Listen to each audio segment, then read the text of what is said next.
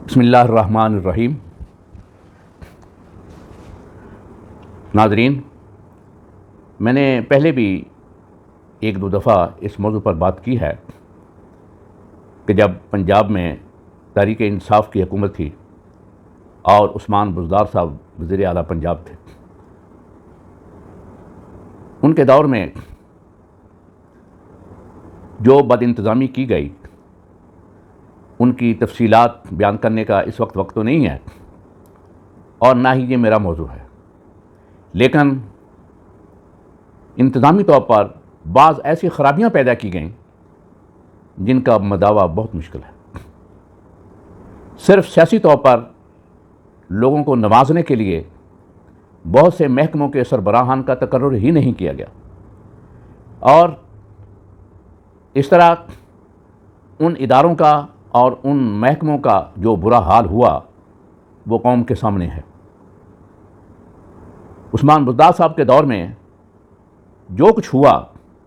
اس کی تفصیلات تو وقتاً فوقتاً اخبارات میں اور قومی میڈیا پر آتی رہتی ہیں، اور حکومت جو ہماری موجودہ حکومت ہے یہ بھی یقیناً اس دور کے معاملات کی چھان بین کر رہی ہے اور بہت سی خرابیوں کی نشاندہی ہو رہی ہے۔ اب اس وقت پنجاب میں مسلم لیگ نون کی حکومت ہے، اور مسلم لیگ نون کے ہی وزیر اعلیٰ پنجاب ہیں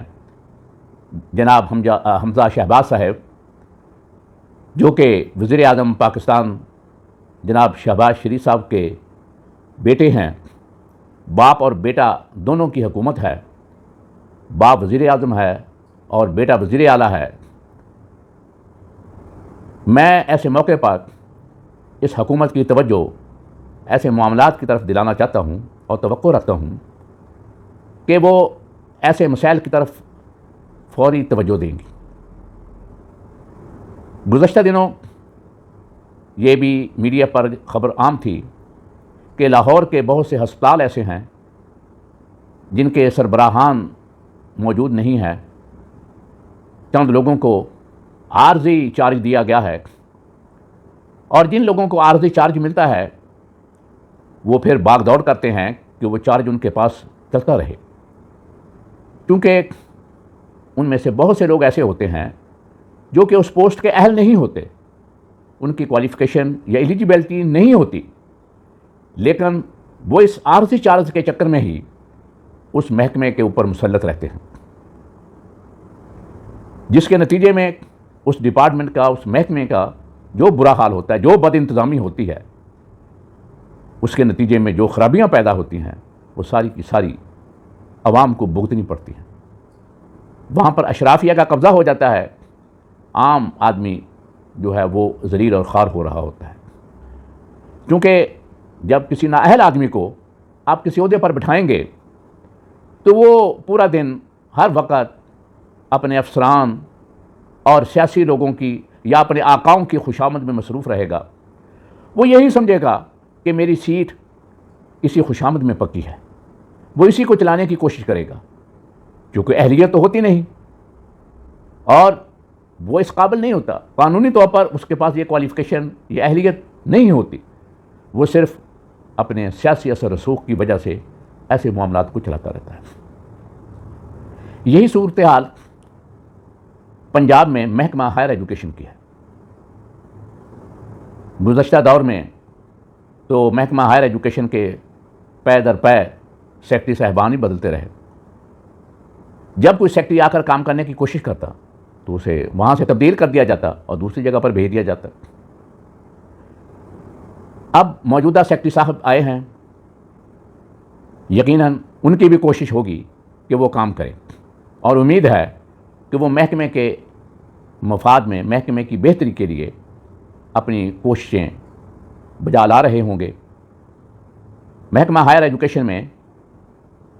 ایک پوسٹ، ایک دفتر ہے ڈی پی آئی کالجز، جو کہ director public instructions colleges Punjab, یہ وہ دفتر ہے۔ یہاں پر پورے پنجاب کے کالجز کے اساتذہ کا ریکارڈ اور ان کے معاملات یہاں پر آتے ہیں۔ اور یہاں سے ہو کر پھر یہ معاملات higher education department civil secretariat جاتے ہیں. لیکن یہ دفتر یعنی ڈی پی آئی کالجز کا یہ دفتر گزشتہ تقریباً 6 سال سے کسی مستقل آفیسر کی تقرری سے محروم ہے، کیونکہ جب مسلم لیگ نون کی سابقہ حکومت تھی اس کے آخری ادوار میں یہ پوسٹ خالی ہوئی. یقیناً اس وقت یہ حکومت اپنے بہت سے دیگر معاملات میں مصروف ہوگی، یہ توجہ نہیں دے سکی اور یہ پوسٹ خالی تھی. اس کے بعد تحریک انصاف کی حکومت آ گئی. عثمان بزدار صاحب پنجاب کے وزیر اعلیٰ بن گئے. عثمان بزدار صاحب نے جس طرح تحریک انصاف اور عمران خان کو نقصان پہنچایا ہے، اس سے کہیں زیادہ اس نے سرکاری محکموں کو نقصان پہنچایا ہے. اور عمران خان کے زوال اور تحریک انصاف کے زوال کے لیے میں نے پہلے بھی کہا تھا، یہ عثمان بزدار کی شخصیت ہی کافی ہے. ان کے دور میں یہاں پر اس محکمے کے یعنی ڈی پی آئی کالجز کا عارضی چارج دے کر ایک شخص کو بٹھایا گیا اور اس کے بعد دوسرے شخص کو بٹھایا گیا، اور یہ صاحبان صرف اپنے جو سیاسی آقا ہیں ان کی خوشامد میں ہر وقت مصروف رہتے ہیں. اور بلکہ یہاں تک ہماری انفارمیشن ہے کہ دن کے وقت کو تو یہ صاحب دفتر میں بیٹھتے کم ہیں، شام کے وقت وہ دفتر میں آ کر بیٹھتے ہیں اور رات تک بیٹھے رہتے ہیں، کیونکہ دفتری اوقات میں وہ وزیر اعلیٰ ہاؤس، سیکریٹریٹ، منسٹر کے پاس ان کے پاس حاضری دیتے ہیں اور ان کی خوشامد کرتے ہیں. ان کے دفتر کے جو معاملات ہیں وہ اس قدر گمبھیر ہو چکے ہیں اور اساتذہ کے مسائل اس قدر بڑھ چکے ہیں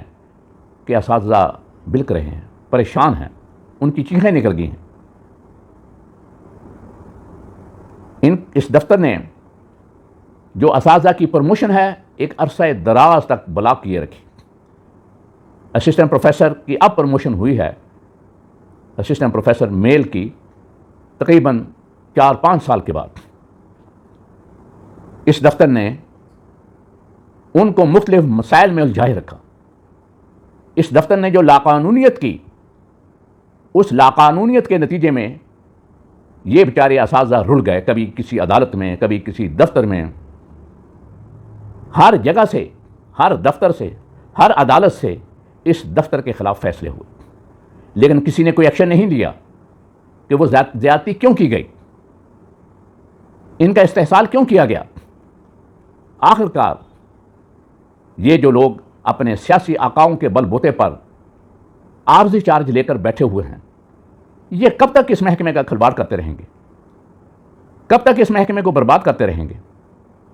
میں حمزہ شہباز صاحب، ان کی حکومت ہے، ان سے یہ توقع رکھتا ہوں کہ یقیناً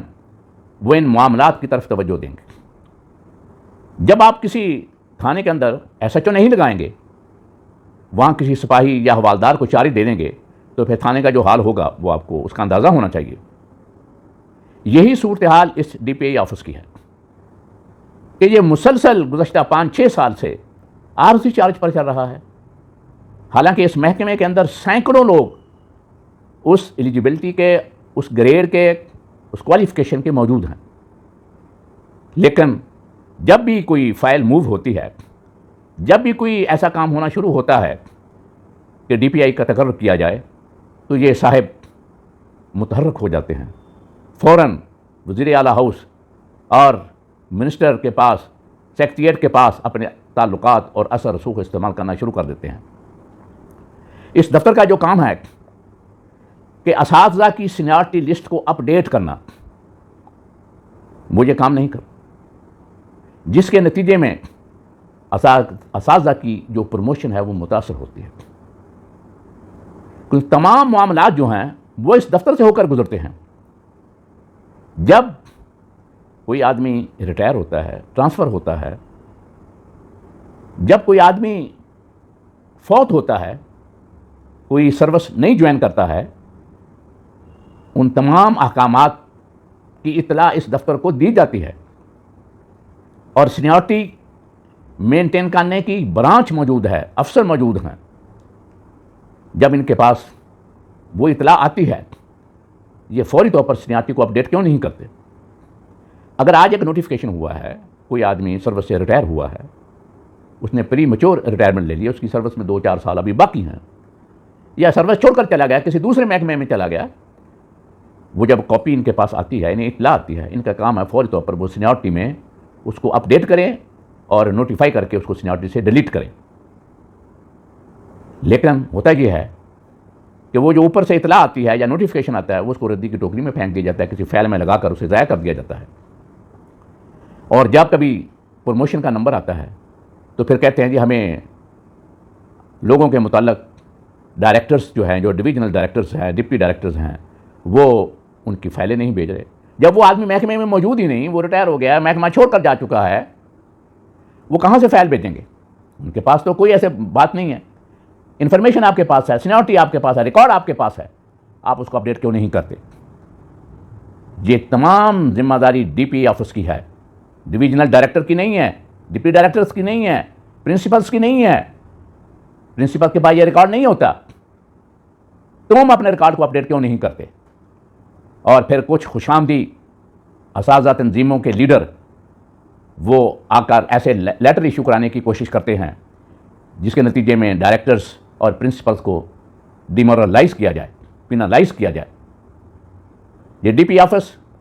بہت سے ایسے اساتذہ کو جو کالجز کے اندر ناسور ہیں، کالجز کے اندر پرابلمز پیدا کرتے ہیں، ان کا کام پڑھانا نہیں ہے، صرف تنخواہ لینا ہے، وہ بھی گھر بیٹھ کر۔ جب کبھی ان کا ریکارڈ کوئی پرنسپل ان کی رپورٹ کرتا ہے تو یہ ڈی پی آئی جو عارضی ڈی پی آئی اس قسم کے لگتے ہیں وہ ان کو شیلٹر دیتے ہیں، وہ ان کو الٹا پرنسپل کے خلاف وہ کام کرتے ہیں، اداروں کو تباہ کر رہے ہیں۔ اگر اداروں کو بچانا ہے، تعلیمی ادارے تباہی سے بچانے ہیں تو ایسے اقدامات کرنے ہوں گے